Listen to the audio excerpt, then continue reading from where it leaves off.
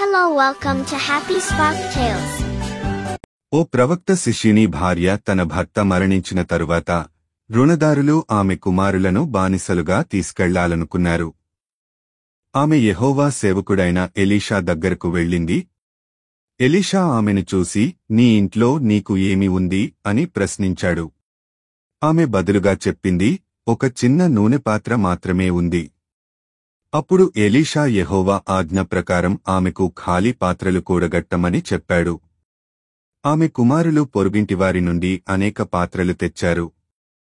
ఆమె ఆ చిన్న నూనె పాత్రను పోయగా ప్రతి పాత్ర నిండిపోయింది. నూనె ఆగలేదు. యెహోవా ఆశీర్వాదంతో ఆమె నూనెను అమ్మి రుణాన్ని తీర్చింది. మిగిలిన దానితో జీవించగలిగింది.